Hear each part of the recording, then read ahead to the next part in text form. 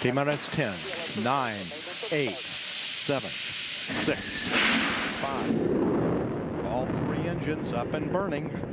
2, 1, 0, and liftoff. 1, 2, 3,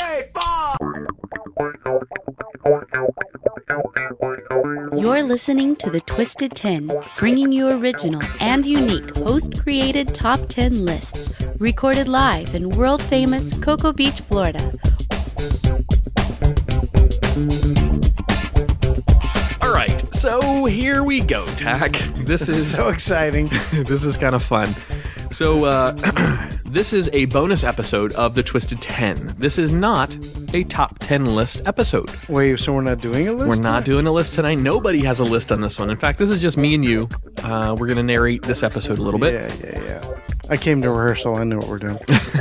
So for our listeners out there, this is a bonus episode as a response episode, basically, for when we invited on Jaron and David. They're flat Earth believers, hardcore flat Earth guys, and they presented the top 10 challenges for the science community as a whole. All right, so that was episode number 66. So if you haven't heard that episode yet, I highly encourage you stopping this bonus episode. Stop it right now. Go back and listen. Listen to that whole episode in its entirety. It's not all nonsense about flat Earth. They actually bring some other challenges to the episode for the science community that they want to have proven to them. That's kind of their point. Yeah. That was their point. Granted, they do have a stance, and there's a little bit of talk about flat Earth stuff on that episode, but their top 10 list that they hosted, and they did a great job, I'll be honest. They did really well. Like them or hate them, whatever your perspective is. David and Jaron are two stand-up guys. They not stand-up comedians, they're stand-up gentlemen. Right. They are or as best they interesting. can with the gravitational pull as they see it. or Yes. Or the lack thereof. So in this episode, what we've done, so let me recap. Basically, they challenged the science community to provide proof of 10 different things, 10 different random things. Yeah. All right. And I'll be honest, I put the call out there to the community, all right, to the other podcasters and our friends in those communities around the world. Some of them doctors, PhD doctors in science and in their own specialties. And most people said the same thing that you hear over and over and over, which is, that sounds fun, but frankly, I don't have time and I don't want to be associated with this kind of belief, this kind of challenge, because these guys are flat earthers. That comes with a serious taboo. So we're taking this response episode a little bit different. This is going to be more of a reaction episode, and you're going to hear from some of the other podcasters in our community about the reactions to the Flat Earth episode that we hosted.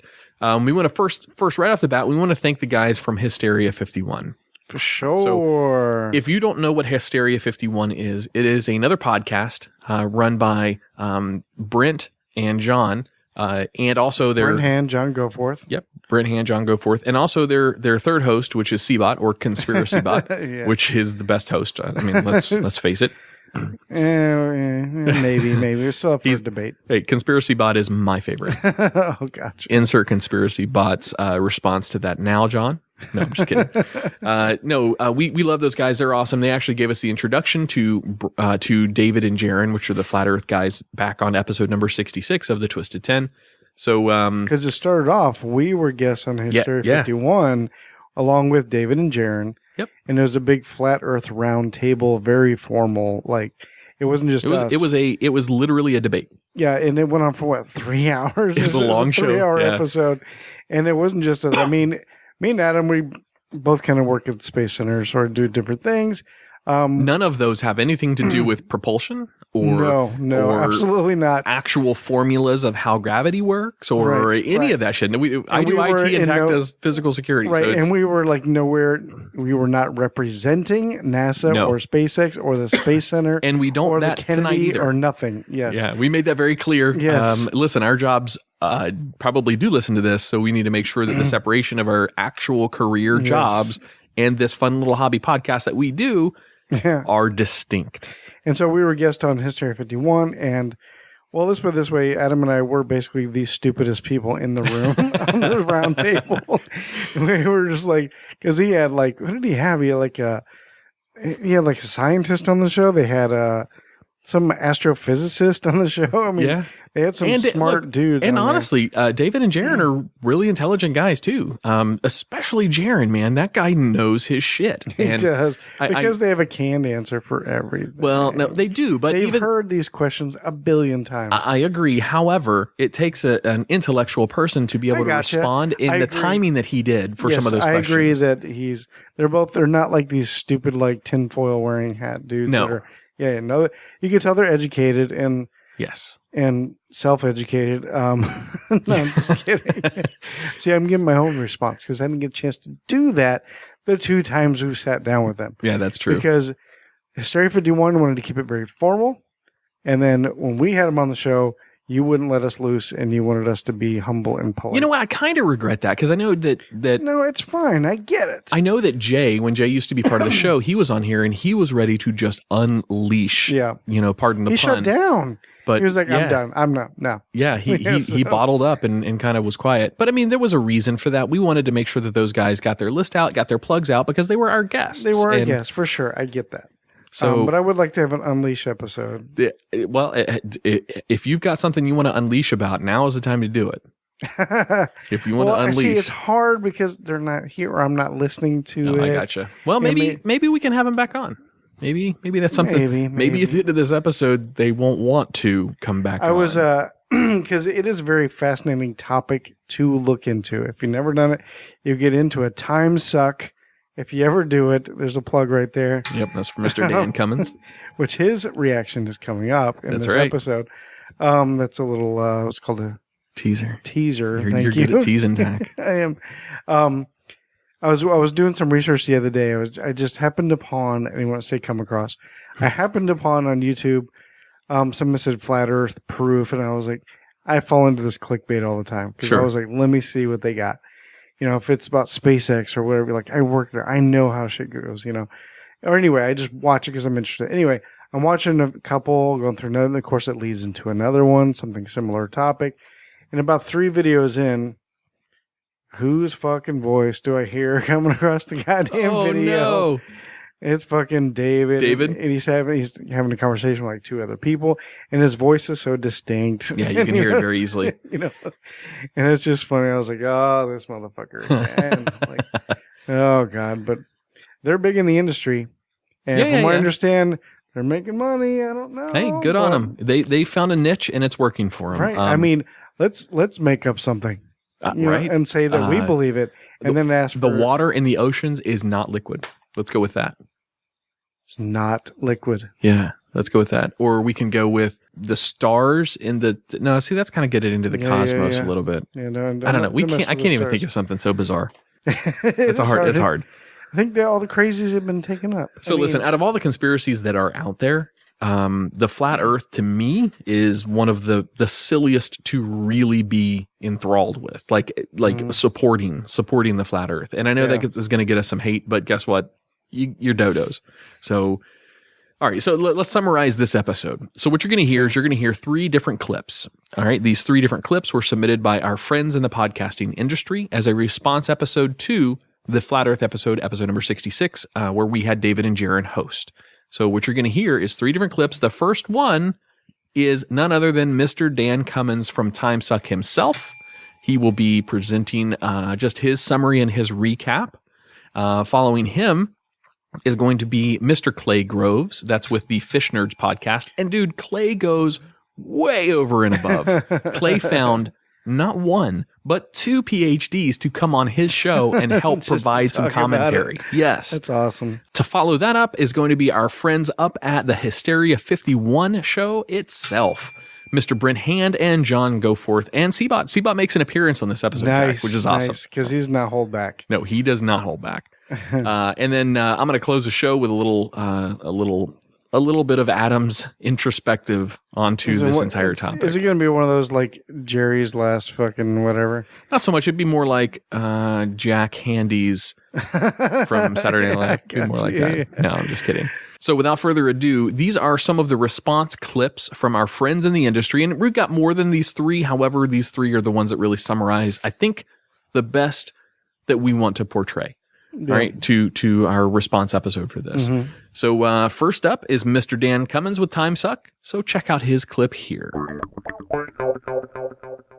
Hey, Twisted 10 podcast. This is Dan Cummins from Timesuck. Thanks for inviting me to the rebuttal of the flat Earth activists, David and Jaron. I'm not going to respond to the specific top 10 challenges. I just want to address the overall premise of the flat Earth argument and the people who make it. It reminds me of Scientologists, where there are very intelligent Scientologists, very talented Scientologists, such as Tom Cruise, John Travolta, the founder L. Ron Hubbard, very intelligent, talented man, and proof that being very intelligent doesn't stop you from engaging in complete and utter illogical, ridiculous horseshit.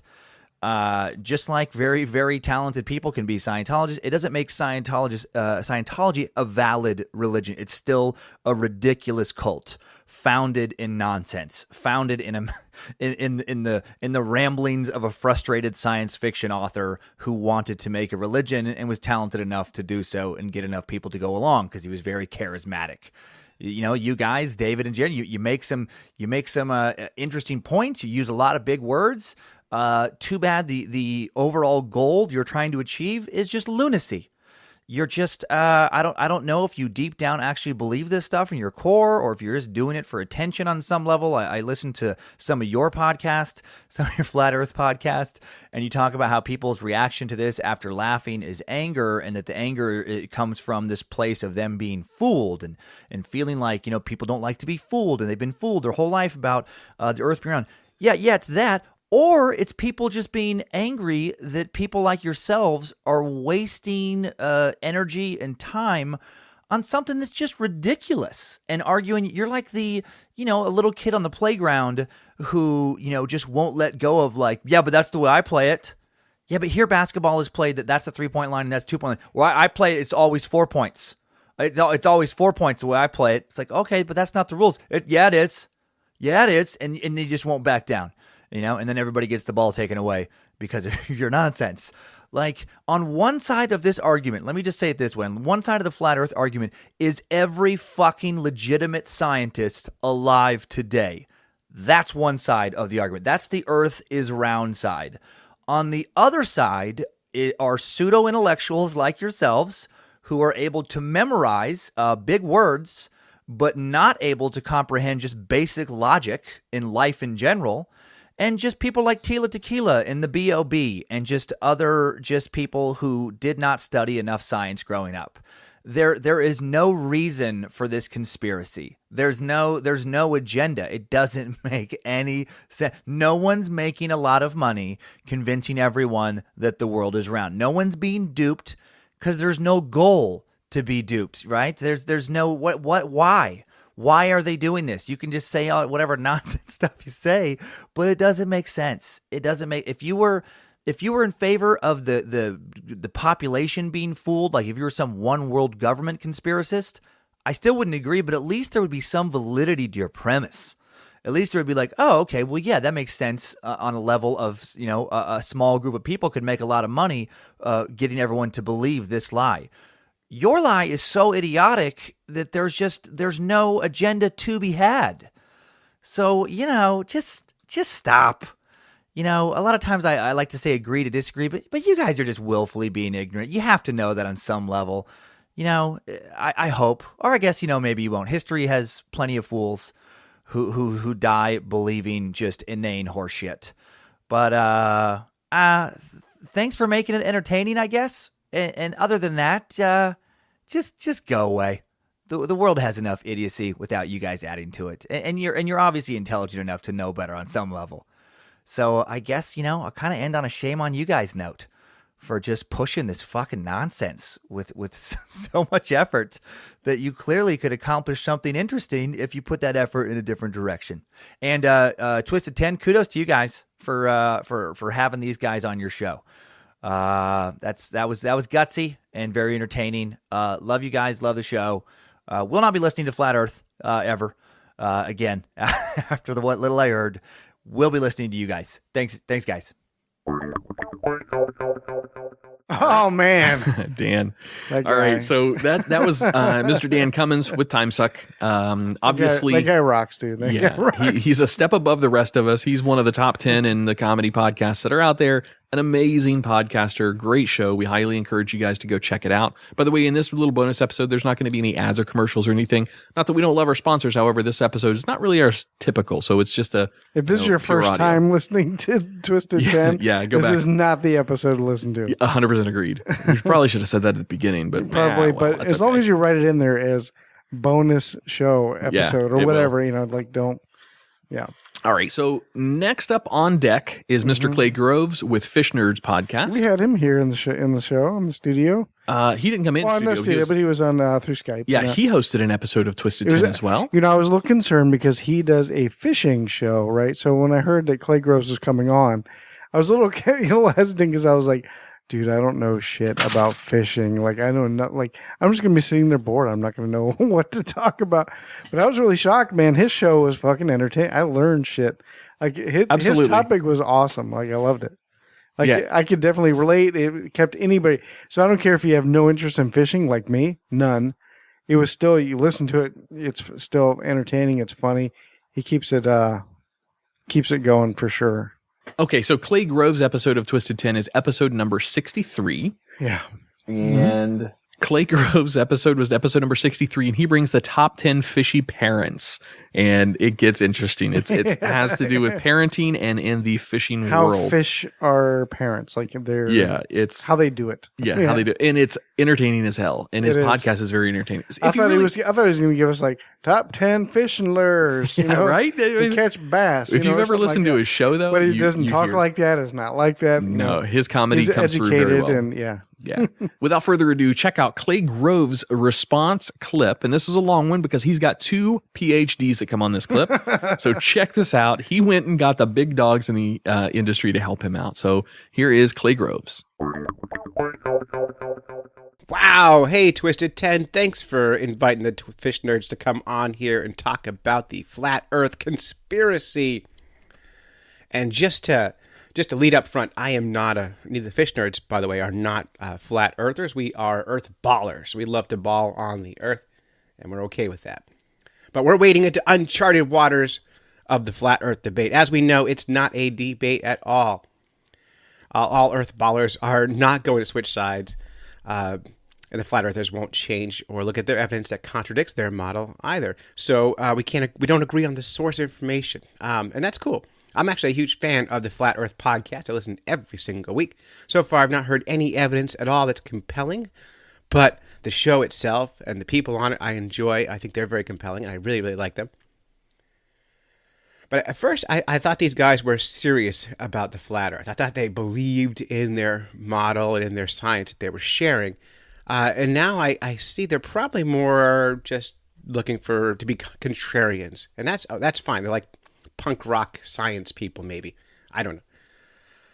But here's what I heard last week of the show. Dave, one of the hosts, this is a paraphrase. He said that he didn't understand how his plants grow.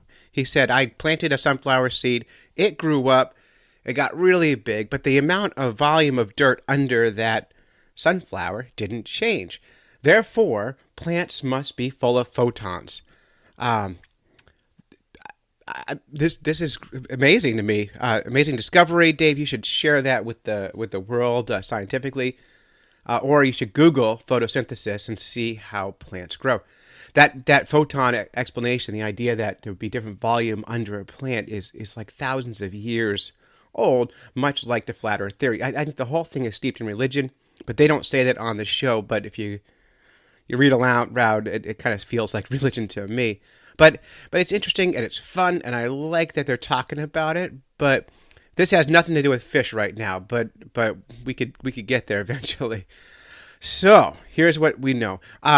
Flat earthers, work on a few things to help me understand your stuff. 1, describe the model of the earth. What does it look like? Because on your show, I keep hearing a lot of I believe stuff. I believe there's a big wall around the earth. I believe the earth is a disc. I believe the earth is an infinite plane. I believe the earth goes straight down.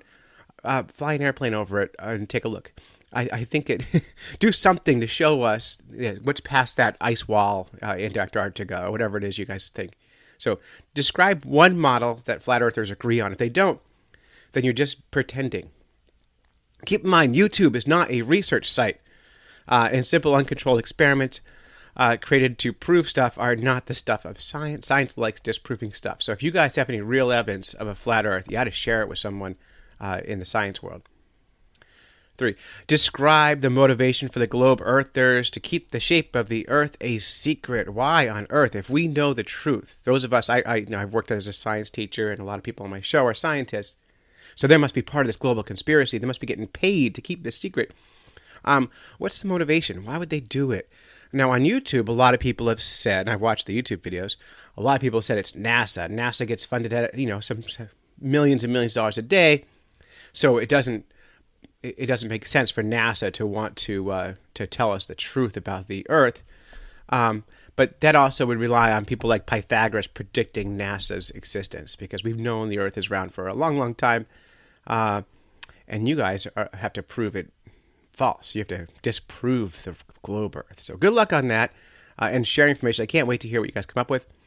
And luckily for us, the fish nerds have real scientists working with us, and I've got Doc Martin, who's got her PhD, and Professor B, also a PhD in physics, discussing the science of the flat Earth, or what they perceive as the science of the flat Earth. And then we have our fish nerds librarian, Jeff Danielson, chiming in with his opinion as a well-read librarian. All these people are smarter than me. I love the Flat Earth podcast. I'm glad you guys keep making it. I love the Twisted 10 podcast.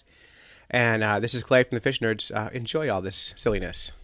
Hello, everyone that's out there and listening. This is Doc Martin from the Fish Nerds podcast. A lot of you already know who I am, but it's my understanding we are doing a collaboration with the Twisted 10 podcast, and we're going to talk about flat Earth. So I thought I would introduce myself to everybody out there that doesn't know me.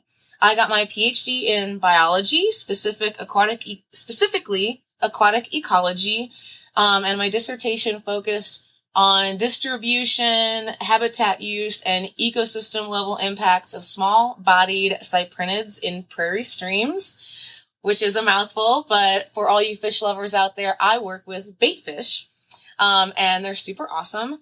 I'm also currently a faculty member at a university in the Midwest, and I'm enrolled as a master's student in physics out here.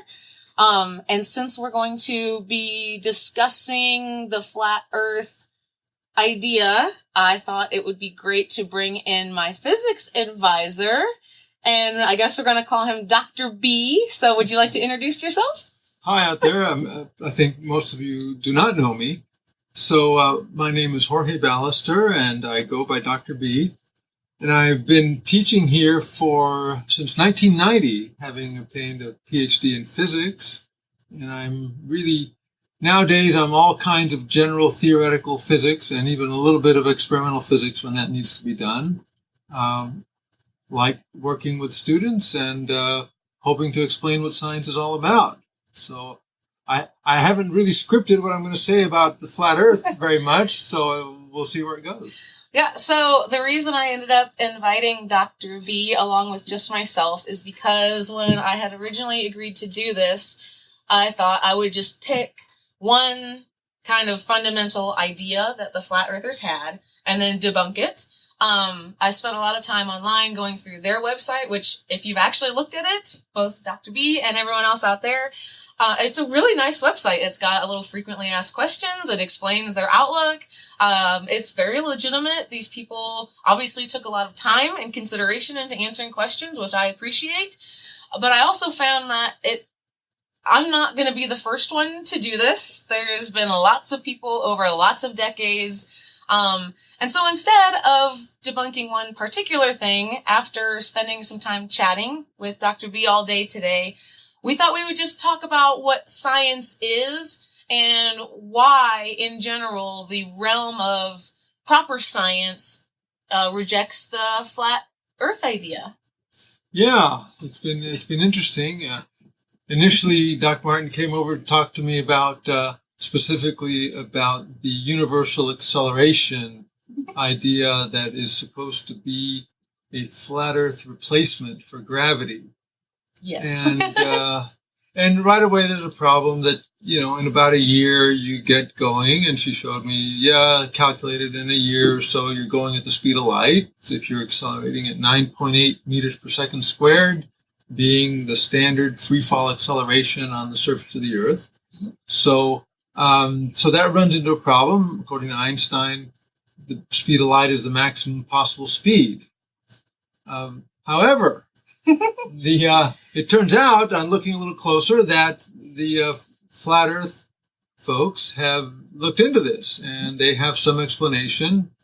And through some clever math and just appealing to some unusual features of special relativity, they say it's possible to be accelerating forever, and you only keep getting closer and closer to the speed of light, but you think you're accelerating at a constant rate. Yeah. So that led us to the question of, first of all, what frame of reference would we be in? So, for example, if we shot Dr. B in a rocket that's at a constant acceleration, I would be here on Earth, right? And I would watch him.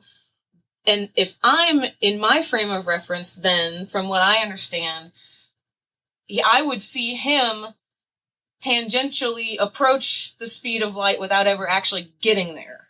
Yes. But what he would experience, perhaps I would feel like I'm being accelerated. I would feel the same as when you accelerate in an elevator. You feel a bit of extra weight, and it's just the elevator pushing you up. So this kind of flat Earth idea is just, it's called Einstein's elevator, and it sounds like it's a little bit of a play on that. It turned out to be harder to debunk just the specific math with that item, because it's just kind of cherry picked out of all the weird things that you can find in special relativity. So it was there's other things wrong with it that aren't just directly trying to debunk the specific math. right. So if you cherry pick data, which I guess the flat earthers tend to say that science isn't real, but then they are also using science to support some of their what they want to be a scientific theory, I think, right? So yeah, it sounds like it. I looked at some of the material on the website, and certainly the appeal to relativity, the appeal to Einstein's elevator thought experiment, that all sounds kind of like science. But then the parts that they don't like so much, then those are fake. Mm-hmm. Like Earth doesn't have gravity, but the moon does, apparently. Apparently the moon has gravity, but the Earth doesn't have gravity because the Earth is flat. Yeah, the Earth is flat. So if the Earth had gravity, unfortunately, the gravity would naturally pull the Earth together into a kind of a sphere. So if you want to think about the flat Earth, you don't want gravity pulling the Earth into a sphere. Mm-hmm. So you can't have it. Can't have it. But then I was wondering along those same lines, if the moon has gravity and the Earth doesn't have gravity, that would mean that the Earth, and I think on their website they say this, that the stars are fixed at 3,000 something miles above. Yeah. So does that also mean that all of our observations about distant galaxies and blue shifts and red shifts, all of that is junk then, I guess? It's all junk. It would have to be? Excuse me. Well, it has all the marks of pseudoscience in that they'll explain stuff, and it's just, it seems like the conclusion is already in mind.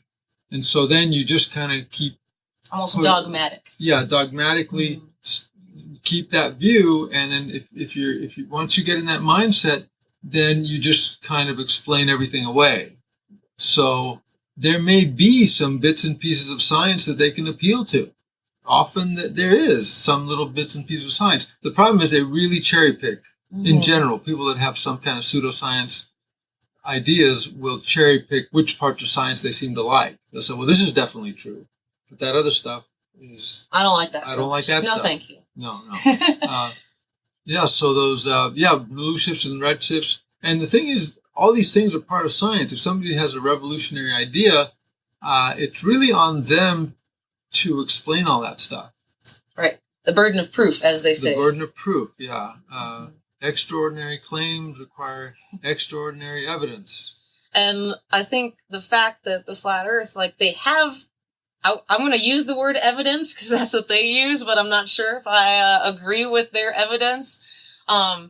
Because what their evidence is it's ignoring a lot of very fundamental things that science knows to be very true.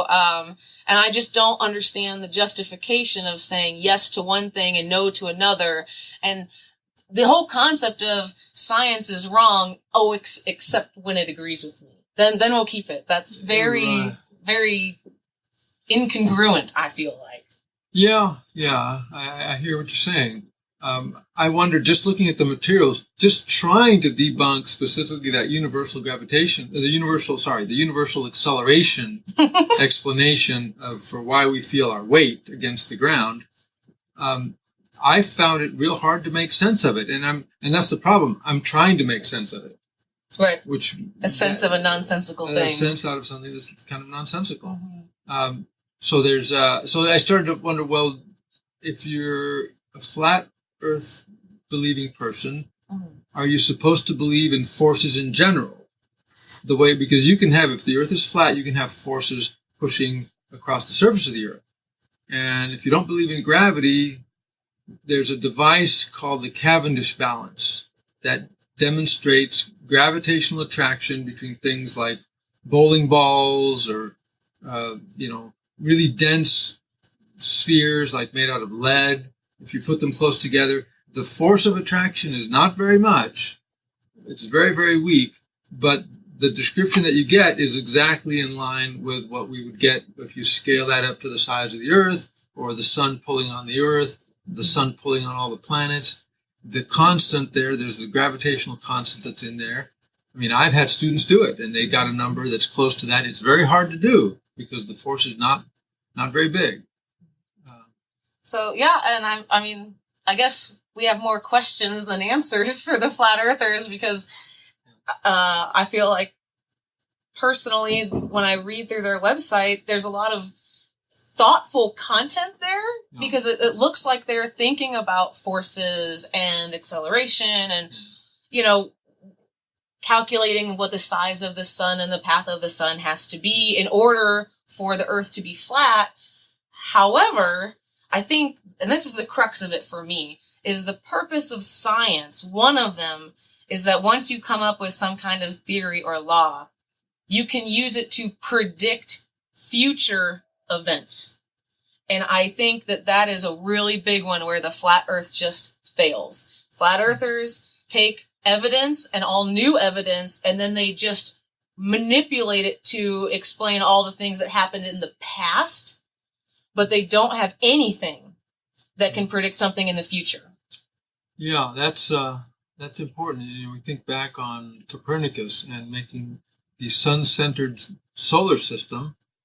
They had historically that observations of Mars showed that Mars would kind of drift against the background stars. It would drift in one direction, then drift in the other direction, then drift the other way. So the so-called retrograde motion of Mars was hard to understand if Mars is going around the Earth. But once you put the sun at the center and put the Earth going around, and the orbit isn't quite a circle, but it might as well be, for this discussion, it could be a circle. The Earth is going around the sun, and Mars is going around the sun also, but further away than the Earth is. then the explanation of why Mars's motion looks the way it does is very simple.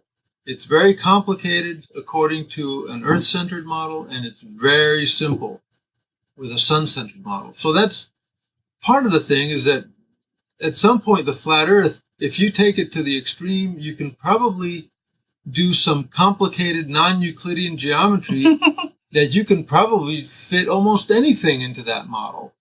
But then if you can fit anything into a model, the model's no good. I mean, it's not leading to anything in the future, and it's a very complicated model. Right. So if we then resort to Occam's razor, which what are we gaining for all this complexity?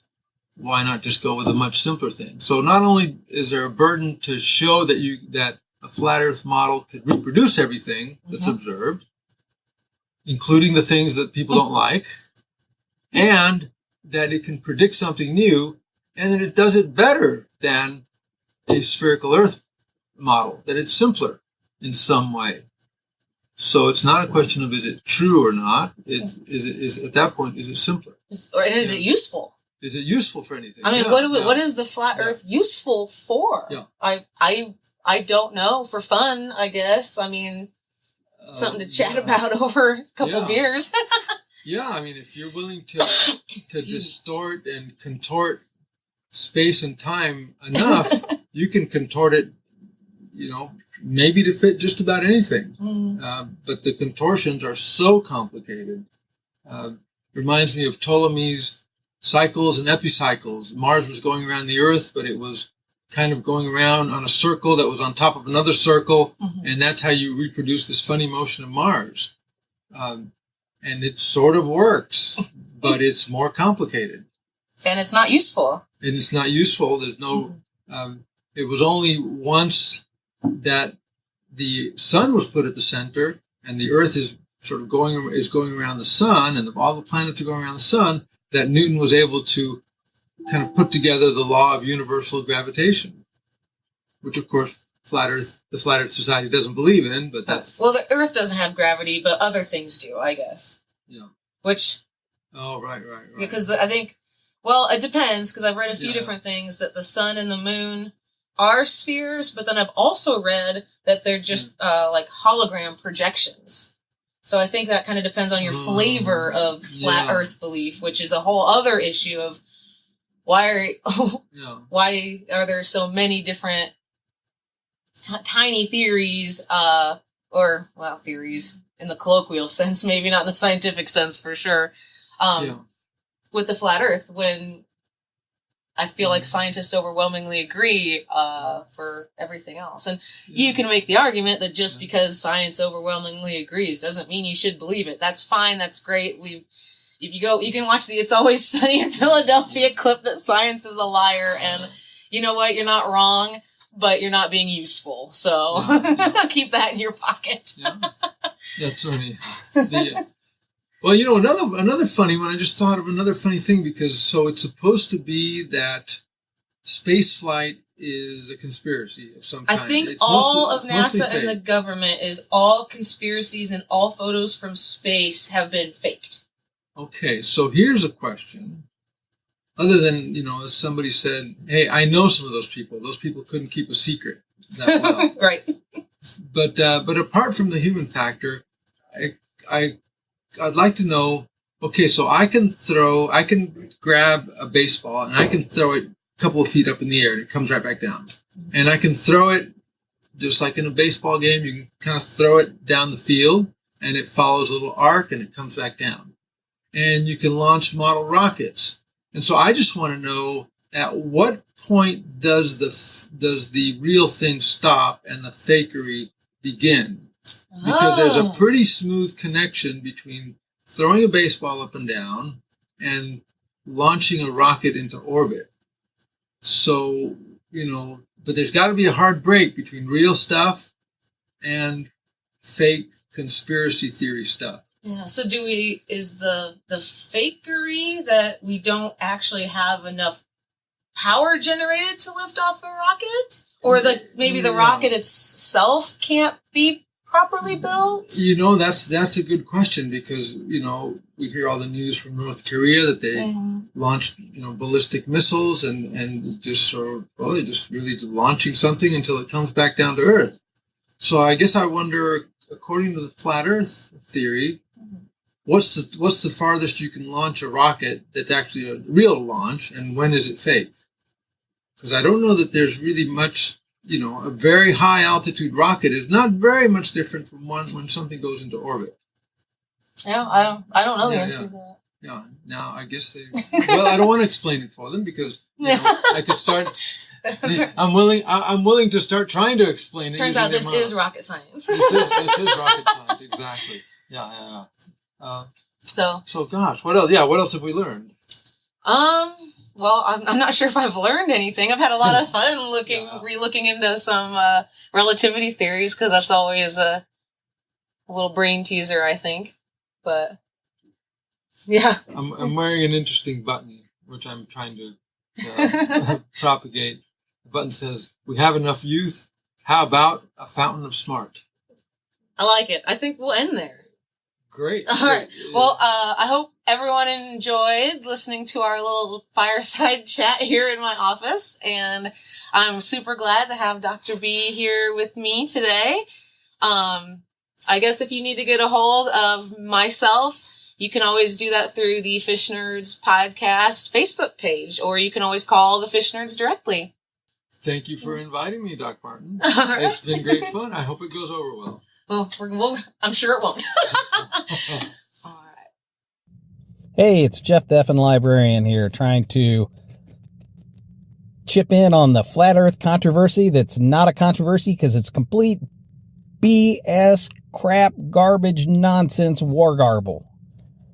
And the bottom line is you can't disprove this scientifically because you can quote all the science in the world that you want to these people and they will never get it because they're thinking about a metaphysical model of the world, not a scientific one. And it all is based around what they perceive to be common sense that, well, if the earth is moving, why don't we feel it?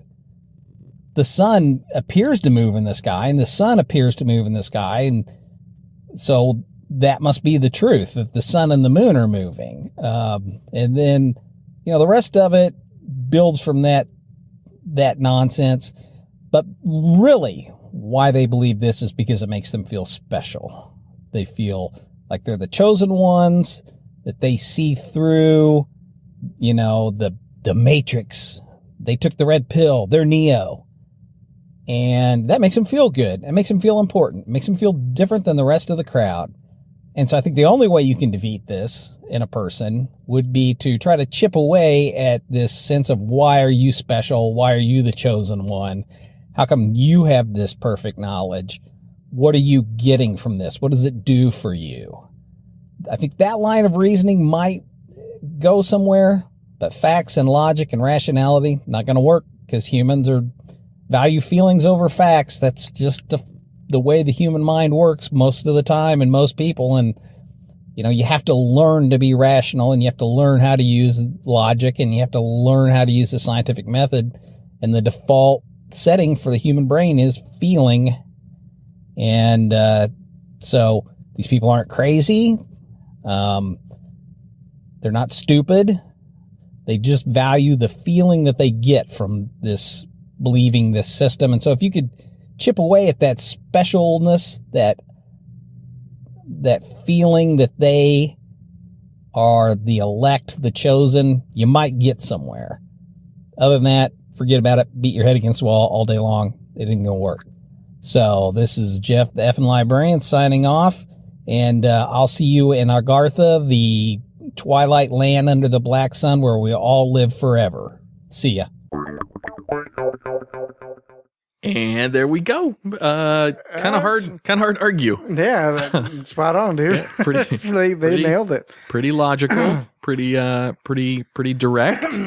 Yeah. So those folks add commentary occasionally to Clay's show, to the Fish Nerd show. So they're regulars on his show, or at least one of the two PhDs is regular on his show and provides some of the factual information that's needed from time to time.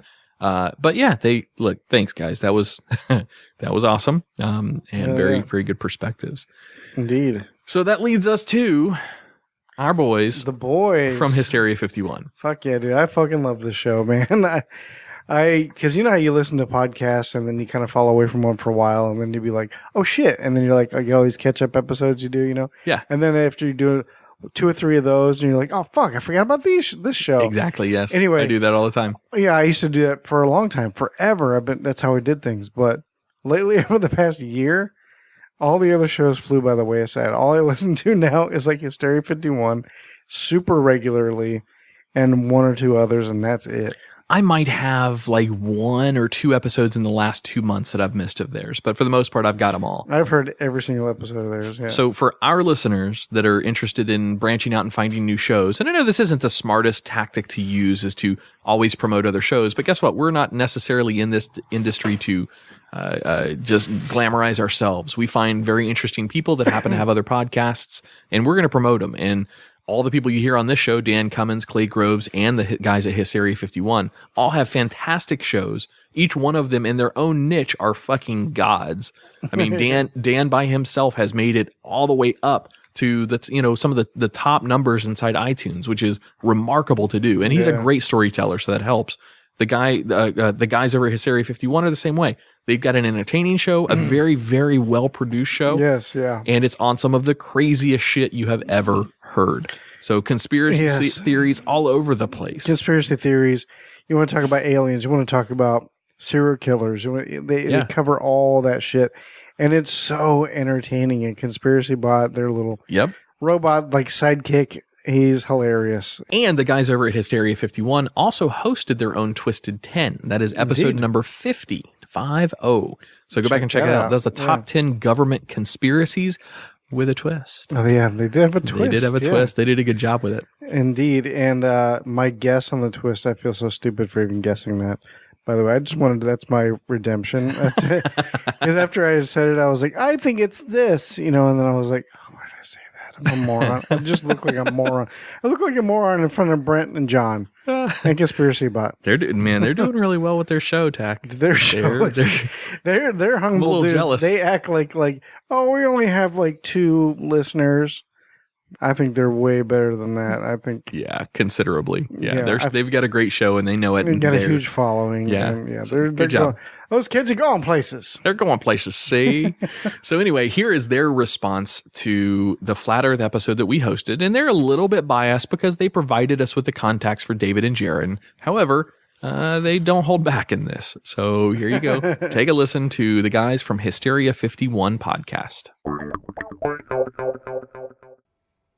Hey, Adam, Tach, and gang. It's the guys from Hysteria 51 broadcasting from the lower 4th dimension, otherwise known as Chicago. It is me, John Goforth, my friend and colleague, co-captain Brent Hand. What's up, everybody? And, of course, the third wheel of our show, the one and only Conspiracy Bot. Hola, douchebags. We wanted to chime in real quickly and give you our thoughts on the Flat Earth. As you know, we had David and Jaron on as well to talk through their thoughts on the Flat Earth. Brent? Yeah, Tach and Adam were gracious enough to sit in that fucking debacle that was listening to them make their case, their argument, whatever you want to call it, for the Flat Earth. Open our eyes, our blind eyes, as David said he was going to do for us. So I'm not quite sure it worked out that way, John. Yeah, I don't feel any more woke than I already was. That's just because you're sheeple, John. You're I part of the problem. Well, I've been told that my whole life, but that might not have anything to do with Flat Earth. Yeah, here's my biggest problem with the Flat Earth debate. I'm not even going to get into the stupidness of being able to prove the horizon and gravity. And I mean, it's all ridiculous because there's a lot smarter people than me out there that will prove that with science. That's conjecture, John. Come on now. The moment you say that, the moment you prove it, they go, well, I don't believe science. Yeah. Or that's just them pulling the wool over your eyes. I don't believe in gravity unless it, works for my case that I'm arguing on right now. So let's flip the switch. All right. Prove to me that there's the possibility that type of overwhelmingly huge conspiracy could possibly exist. We're going back years and years and years and years. People in thousands of people in positions of authority for hundreds of years had the wherewithal to make this happen, had the power to make it happen, the money, and weren't bungling idiots like oftentimes our government is. And for no one to figure it out. It makes no sense to me. And also had the basic like CGI. It was called everything CGI. Holograms and electric lights. I'm not sure computer graphics were that advanced back then. John, I got the answer for you, and it's very simple. It comes down and it boils down to 2 words. The reptilians. Reptile wins. They have been in control for hundreds of years, and David and Jaren are just smart enough to know that there are reptilian overlords, and they're the ones who are pulling the wool over our eyes. Brent, I'm sorry, the firmament over our eyes. Brent, we all know that the moon is hollow, and they live inside the moon, and if that's the case... No, that's just a hologram. You're mistaken, my friend. No, that is both of your heads. Then where do the reptilians live? In the hollow earth that they're not sure. We've only drilled down 7 or 8 miles, John. Who knows? He kept using that term that we've. That's true.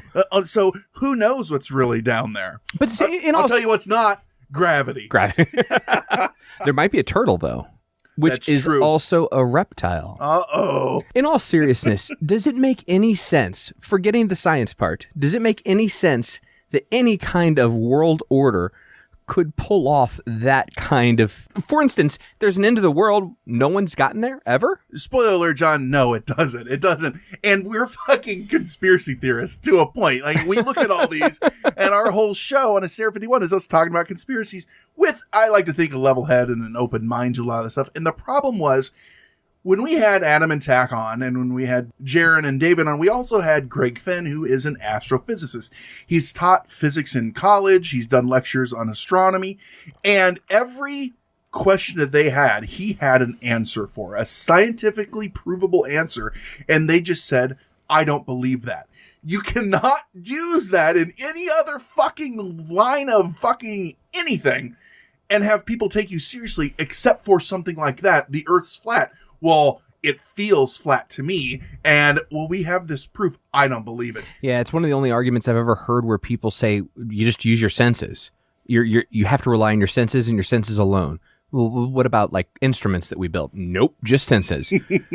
And on the show, I actually brought up, okay, so if I stick my hands in really, really hot water and then immediately douse them in really cold water, like a bucket of cold water, my hands will tell me, my senses will tell me that it's really, really hot water, that they're on fire. But your pants will also tell you that it's warm down there too, because you probably just pissed yourself. Also true. Didn't we do that to a roommate in college? I think so. Point being that, yeah, you can't always rely on your senses. That's why God gave us brains, and that's why we build instruments to help us progress through humanity. I think it boils down to, there's a difference between Jaren and David. Jaren to me sounds like someone who actually believes this. I believe David is a shill. I believe he is 100% a troll, and he's doing this for the money, for any way that he can get notoriety or anything off of this. He's doing that because of whatever fucking reason he sees in his mind. The first thing they did when we did this episode was want to know how they could take it for themselves and monetize it. And that was the biggest thing that I was kind of put off by, is that was their overreaching thing. They didn't even care about their message as much as how they could use it to benefit themselves. And I just looked at that and I listened to them, and I think, I don't really believe anyone can be that ignorant. And that's the word I really want to use, is ignorant, to just turn a blind eye to everything, not just because you're indoctrinated, as they say, by science, but because you can use mathematics and you can learn these things that people were doing hundreds and hundreds of years ago and figuring these things out. I think that it's just a money grab, and it is preying on the weaker-minded people for an audience. I do know that I lost all respect. Offline, we had a conversation with David, and he informed us that he also thought that not only, I think he might mention this on the show, that the Boston bombing was fake because there was a banner that didn't have holes in it. But he also mentioned Sandy Hook and numerous other tragedies in our country's history. There's another podcast called Project Archivist, and one of the hosts on there, Lobo, was having a conversation with David on our page, and David told him that the Boston bombing was fake and Lobo had family there. And he was like, no, they're liars. Yeah, I that's where I lost all respect. Not that I had respect. I didn't have respect for their opinions from day one, but as people, I shouldn't say they. I'm not going to loop Jaron into that. Jaron didn't say that. Though he does believe. Oh, does he? No, he absolutely is, well, he believes those David things. said that to me, and I lost respect for him as a person at that point. I did not have respect for his opinion, but I did have respect for him as a person. He was willing to come on the show, and we appreciated him being a good sport. And hey, thank you. You donated a couple hours of your time to us. That was cool. But then the moment that you said that, and you're talking about, the thing about the flat Earth that it didn't bother me giving them time because it's not hurting anybody. Ultimately, if you want to stick your head in the sand and be a fucking moron, then go, God bless. But you start talking about situations where real people lost their lives and you're calling them fake and actors, that's where I draw the line, and I'm done with you. Even I think they're assholes, and I'm a huge asshole myself. That is true. It's pretty bad when he doesn't like Yeah, you. the problem I had, and I told this to John right afterwards, is I felt bad for giving them a soapbox because I think there are a lot of conspiracies out there. JFK, Tuskegee, stuff like that need to be looked into, that when you give people like this a soapbox, it detracts from real tragedies and things that need scrutiny. And these people are poison. Alternative facts. So, speaking of poison. So guys, that's been our thoughts on this. We're going to hand it back to you. Thanks for letting us let you know, I guess, how much we detested the experience with them, I guess would be the best part. Though Tach and Adam, you guys did okay. Love you. Love the show. Hugs and kisses. Hearts and X's. Hysteria 51. All right, now that's over, let's get drunk. And so that was Brent and John and Seabot, of course. That was awesome. Seabot's got to make his appearance in there. And little teaser, we're going to be on Hysteria 51 coming up again. Oh, yeah, that's right. Not till January, but we'll get there. I can't wait. I think it's going to be a towards blast. the end of January or something. But yeah, that's going to be a lot of fun. Those guys are fucking awesome. And to all of our folks who have submitted responses for that episode that they know we're going out on this bonus episode, thank you very much. Mr. Dan Cummins with Timesuck Podcast, Mr. Clay Groves and his accompaniment with Fish Nerds Podcast, and our boys John and Brent and Seabot from Hysteria 51 Podcast. And that's the plug bell you hear in the background. Indeed. So I've got something prepared, Tach, but let's have a little conversation first. Okay. So how do you feel about, well, first let's tell our listeners this. So for the listeners of the Twisted 10, we published the episode 66, the Flat Earth Challenge to Science, basically was David and Jaron's episode. We published it everywhere we could. So it obviously went out on iTunes and Google Play and Stitcher and all of the podcast apps to listen to podcasts. Mm-hmm. But we also published it on YouTube, our YouTube channel. It might have 1,000 or so views on there, but we allowed David and Jaron to share it or mirror it on their YouTube channel. And that thing's got 21,000 views. Yeah. That's tremendous for a podcast. For a single podcast episode to get that many listens is remarkable. And the comments on there there are far more comments on their episode than there are on ours on YouTube.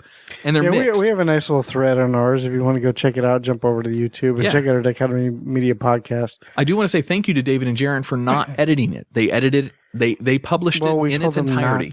Yeah, but I mean, it is their channel. They can do what they want. However, it is in its entirety, and they played our ads that were in our episodes as typical. So, hey, David and Jared, thank you. That was very nice. I don't think they had to play the ads though. They could have cut those out, right? We wouldn't have my only caveat was that they had to. It's ownership to Dichotomy Media, so I mean, they can't be altering. No, they can't alter product, it. But our sponsors pay us to produce a product, and they're sponsoring our shows. And if somebody's going to take one of our episodes and mirror it somewhere for the entertainment value of the show itself, I think our sponsors need to be represented. So they got represented. So they did well. Thank you, David and Jaron, for republishing it.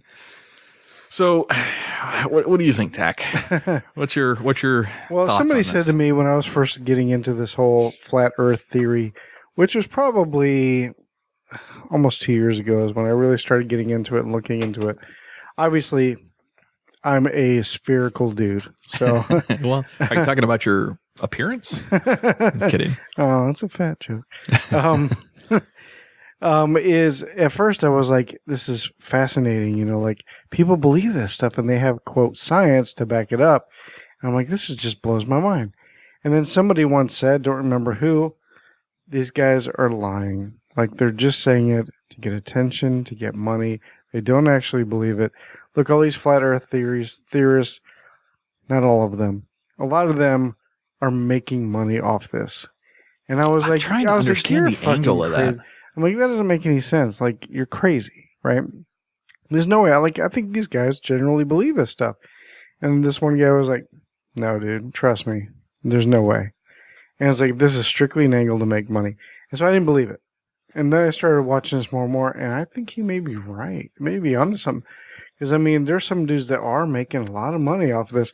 I'm not saying they all think that. I think some of your heavy hitters out there that are really pushing for this flat earth theory stuff, that are making money off of it, don't believe a damn word of it. But they have all these, it's like a cult almost. They have all these followers and stuff that are, I don't want to use a brainwash, but to make money off of I think they believe it. They believe this when, you know, he's our leader and he believes this, so we believe this. I see what you're saying. And then but he's really like, I don't believe any of this crap, you know. To actually make money off of YouTube, which is where most of these flat earth folks reside, that's the majority of them, or publish into YouTube, you'd have to have millions and millions of views. And none of these episodes or none of these videos that they publish have millions. Lots of them have thousands and some hundreds of thousands. But when it comes to making money on YouTube, that's pennies. That's nothing. Where some of the big videos that are out there that have millions and millions of views, that's where the folks make money, and their channels are syndicated, or not syndicated, but they're sponsored, and you know, YouTube pays the owner of the channel for publishing videos.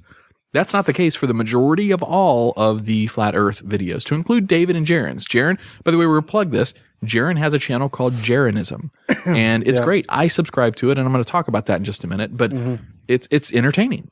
However, I don't support it at all. You know what I mean? Right. I don't believe I've watched a lot of David as well. He's got what, DITHR? Dearth. Yeah, DITRH. Yeah. It stands for, I forget. Deep inside the rabbit hole. Deep inside the rabbit hole. Yeah, if you ever like in a time suck on YouTube and just want to watch all this flat earth stuff, you will eventually come across a David video. Absolutely. For sure.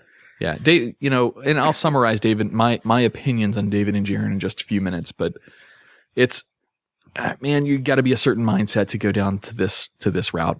I mean, you really, really do. It's an interesting study on human psychology.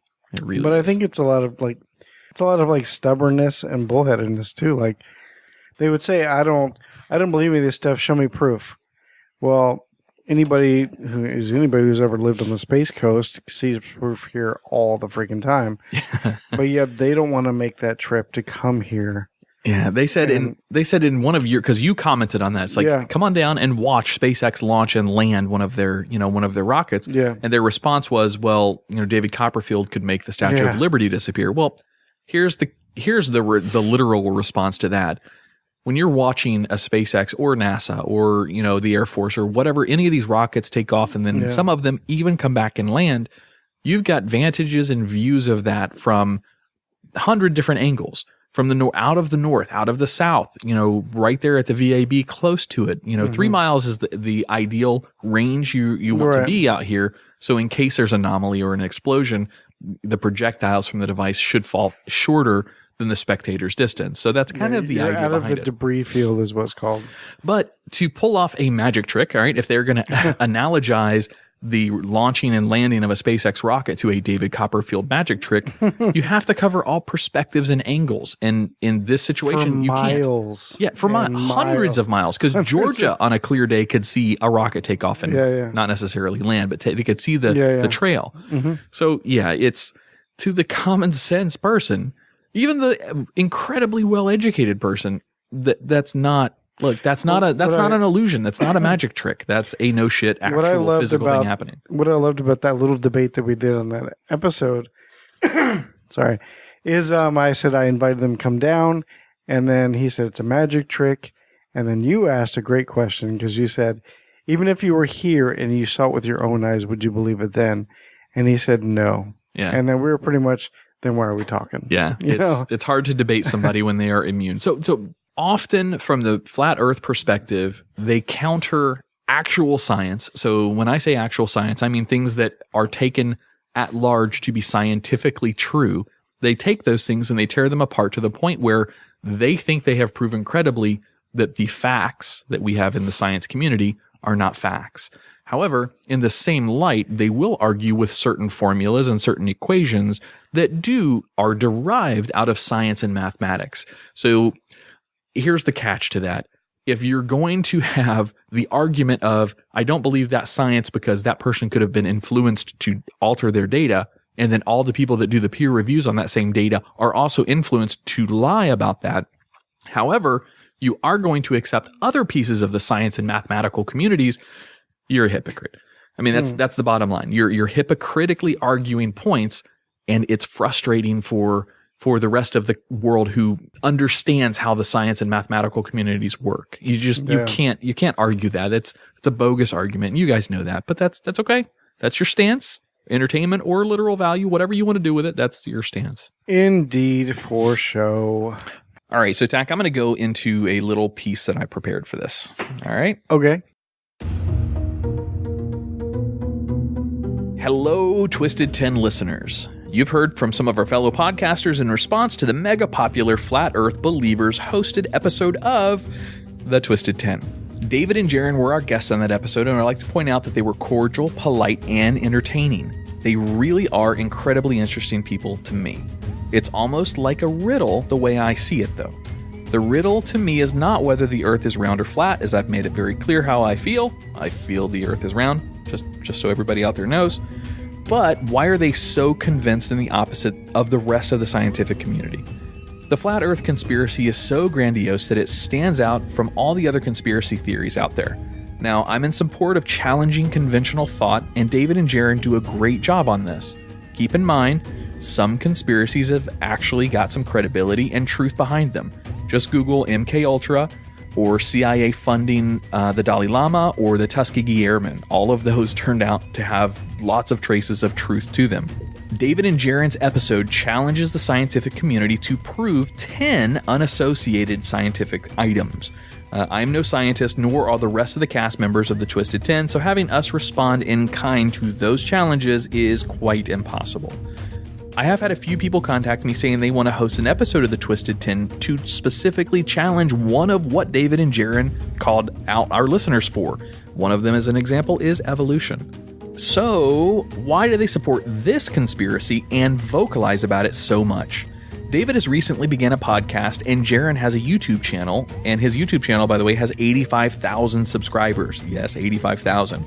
I believe to answer the question of why do they support conspiracy theories like this, is either one of two things. Either they truly believe the world is flat and government scientists and inclusive citizens of the world are in cahoots to cover this up, or they're taking advantage of a sensationalized topic for personal gain of some kind.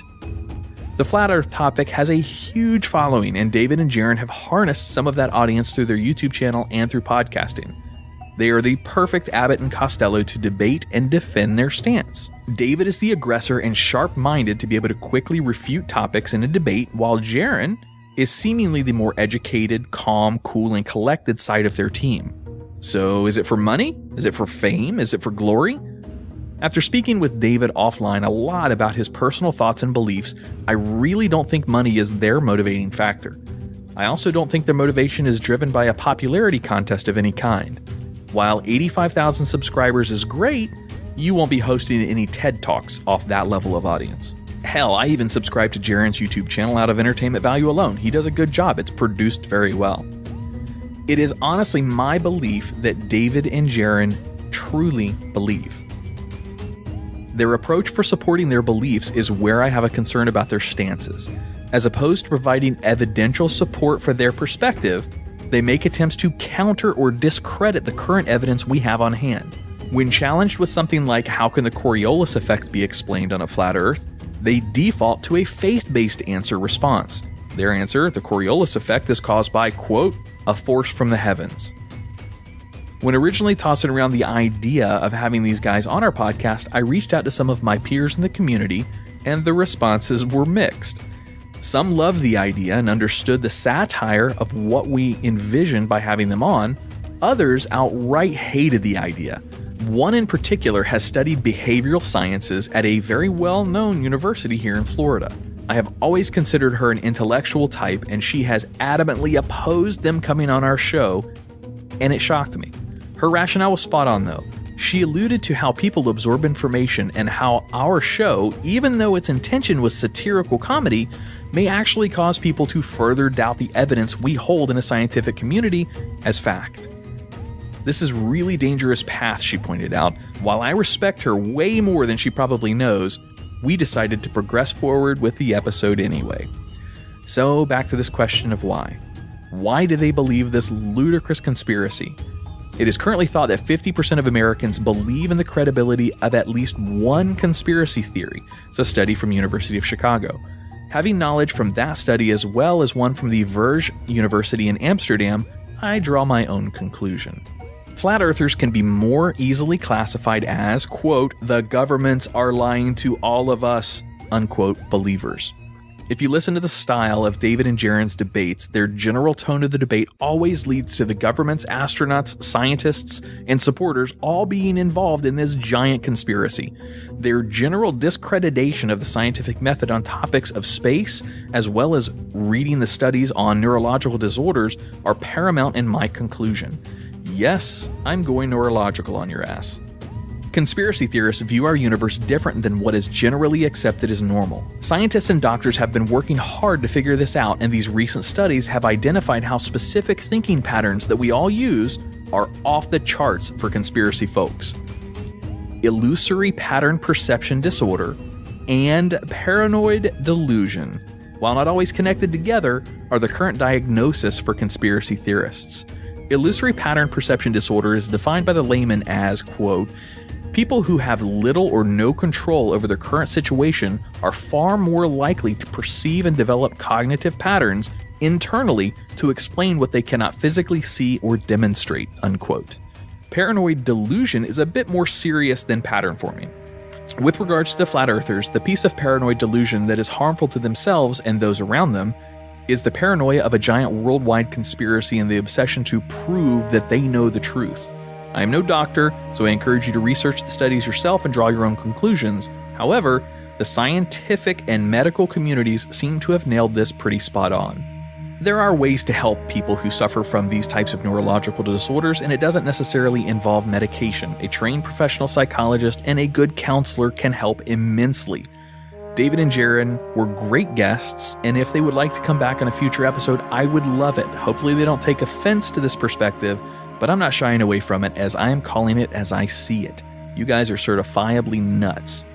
Special thanks to Clay Groves with the Fish Nerd Podcast, Dan Cummins with Timesuck, and especially to Brent and John with the Hysteria 51 podcast. You guys all provided great audio for this bonus episode, and Hysteria 51 hooked us up with the introduction to David and Jaron. So thanks for listening to this bonus episode of The Twisted 10, and I hope you guys have a great week.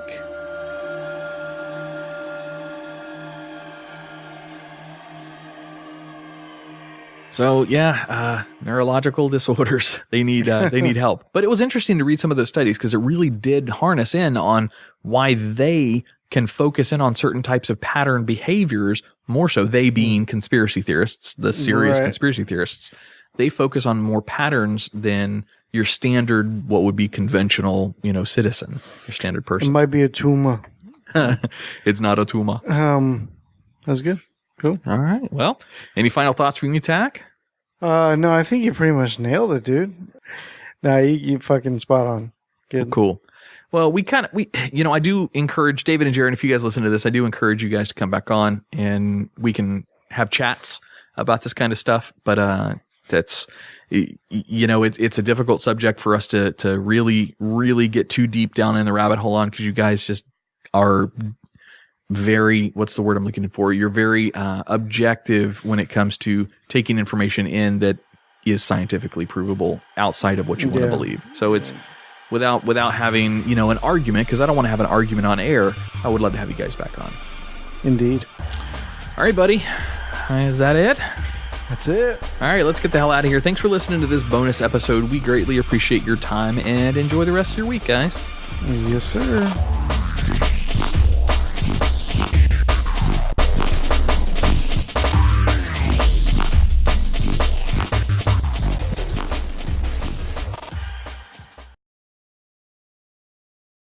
There was a reason for that. We wanted to make sure that those guys got their list out, got their plugs out, because they were our guests. They were our guests, for sure. I get that. So, but I would like to have an Unleash episode. Well, if you've got something you want to unleash about, now is the time to do it. If you want to unleash. See, it's hard because they're not here or I'm not listening to it. I gotcha. Well, maybe we can have them back on. Maybe that's something. Maybe at the end of this episode, they won't want to come back on. I was, because it is a very fascinating topic to look into. If you've never done it, you get into a Timesuck. If you ever do it, there's a plug right there. Yep, that's from Mr. Dan Cummins. Which his reaction is coming up in this episode. That's a little, what's called a teaser. You're good at teasing, Tach. I am. I was doing some research the other day. I just happened upon, and you want to say come across, I happened upon on YouTube, someone said flat earth proof, and I was like, I fall into this clickbait all the time. Because I was like, let me see what they got. You know, if it's about SpaceX or whatever, like I work there, I know how shit goes, you know. Or anyway, I just watch it because I'm interested. Anyway, I'm watching a couple, going through another, and of course it leads into another one, something similar topic. And about 3 videos in, whose fucking voice do I hear coming across the goddamn video? No. It's fucking David. And he's having a conversation with like 2 other people, and his voice is so distinct. Yeah, you can hear it very easily. You know, and it's just funny. I was like, oh, this motherfucker again. Like, oh god, but they're big in the industry, and from what I understand, they're making money. I don't know. Hey, good on them. They found a niche and it's working for them. Right. I mean, let's make up something, right, and say that we believe it, and then ask for the water in the oceans is not liquid. Let's go with that. It's not liquid. Yeah, let's go with that. Or we can go with the stars in the. No, see, that's kind of get it into the cosmos a little bit. Yeah, no, I don't know. I can't even think of something so bizarre. It's hard. I think all the crazies have been taken up. So listen, out of all the conspiracies that are out there, the flat Earth to me is one of the silliest to really be enthralled with, like supporting the flat Earth. And I know that is going to get us some hate, but guess what? You're dodos. So, all right. So let's summarize this episode. So what you're going to hear is you're going to hear 3 different clips. All right. These 3 different clips were submitted by our friends in the podcasting industry as a response episode to the Flat Earth episode number 66, where we had David and Jaron host. So what you're going to hear is 3 different clips. The first one is none other than Mr. Dan Cummins from Timesuck himself. He will be presenting just his summary and his recap. Following him is going to be Mr. Clay Groves. That's with the Fish Nerds podcast. And dude, Clay goes way over and above. Clay found not 1, but 2 PhDs to come on his show and help provide some commentary. Yes. That's awesome. To follow that up is going to be our friends up at the Hysteria 51 show itself. Mr. Brent Hand and John Goforth and Seabot. Seabot makes an appearance on this episode, which is awesome. Because he's not hold back. No, he does not hold back. And then I'm going to close the show with a little bit of Adam's introspective onto this entire topic. Is it going to be one of those like Jerry's last fucking whatever? Not so much. It'd be more like Jack Handy's from Saturday Night Live. It'd be more like that. No, I'm just kidding. So without further ado, these are some of the response clips from our friends in the industry. And we've got more than these 3. However, these 3 are the ones that really summarize, I think, the best that we want to portray. Right, to our response episode for this. Mm-hmm. So first up is Mr. Dan Cummins with Timesuck. So check out his clip here. Hey, Twisted 10 podcast. This is Dan Cummins from Timesuck. Thanks for inviting me to the rebuttal of the flat Earth activist David and. It was literally a debate. Yeah, and it went on for 3 hours? It was a long show. 3-hour episode, and it wasn't just. Me and Adam, we both kind of work at Space Center, sort of do different things. None of those have anything to do with propulsion no, or absolutely not. actual formulas of how gravity works or any of that shit. I do IT and Tach does physical security. Right, so and we were like nowhere.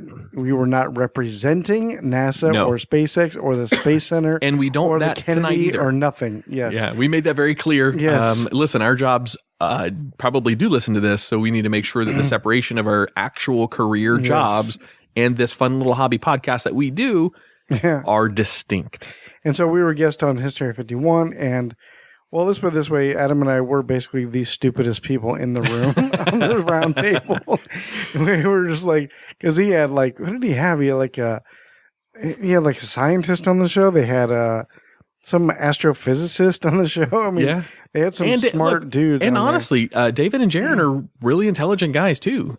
Especially Jaron, man. That guy knows his shit. He does. Because they have a canned answer for everything. Well, no, they do. But they've heard these questions a billion times. I agree. However, it takes an intellectual person to be able to respond in the timing that he did for some of those questions. I agree that they're not like these stupid like tinfoil wearing hat dudes. No. No, you can tell they're educated and and self-educated. No, I'm just kidding.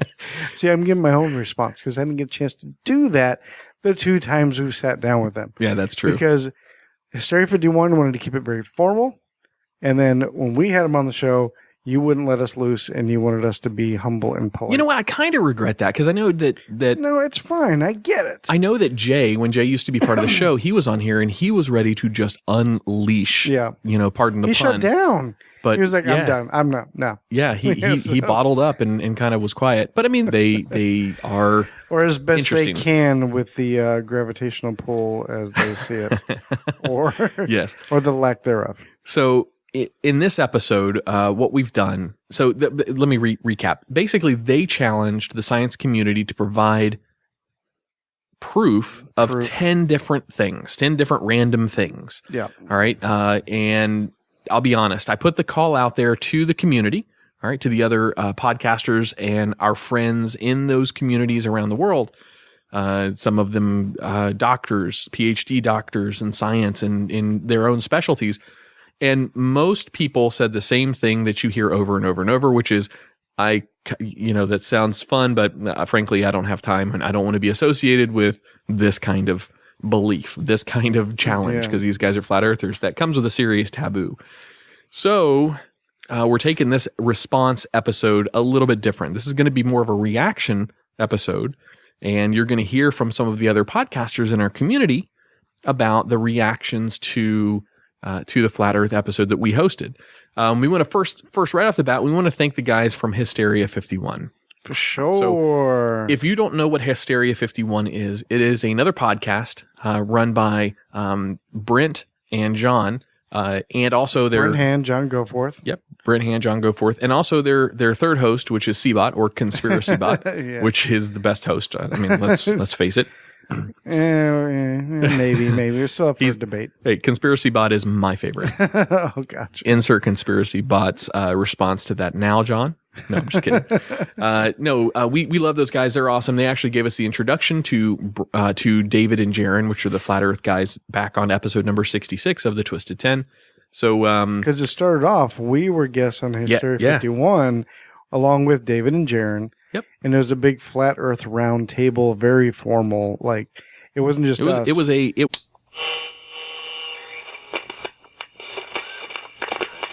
T-minus 10, 9, 8, 7, 6, 5. All 3 engines up and burning. 2, 1, 0, and liftoff. 1, 2, 3, 4. You're listening to The Twisted 10, bringing you original and unique host-created top 10 lists, recorded live in world-famous Cocoa Beach, Florida. All right, so here we go, Tach. This is so exciting. This is kind of fun. So This is a bonus episode of the Twisted 10. This is not a top 10 list episode. Wait, so we're not doing a list? We're not doing a list tonight. Nobody has a list on this one. In fact, this is just me and you. We're going to narrate this episode a little bit. Yeah. I came to rehearsal. I knew what we're doing. So for our listeners out there, this is a bonus episode as a response episode, basically, for when we invited on Jaron and David. They're flat Earth believers, hardcore flat Earth guys, and they presented the top 10 challenges for the science community as a whole. All right, so that was episode number 66. So if you haven't heard that episode yet, I highly encourage you stopping this bonus episode. Stop it right now. Go back and listen. Listen to that whole episode in its entirety. It's not all nonsense about Flat Earth. They actually bring some other challenges to the episode for the science community that they want to have proven to them. That's kind of their point. Yeah. That was their point. Granted, they do have a stance, and there's a little bit of talk about Flat Earth stuff on that episode, but their top 10 list that they hosted, and they did a great job, I'll be honest. They did really well. Like them or hate them, whatever your perspective is. David and Jaron are two stand-up guys. They not stand-up comedians, they're stand-up gentlemen. Right.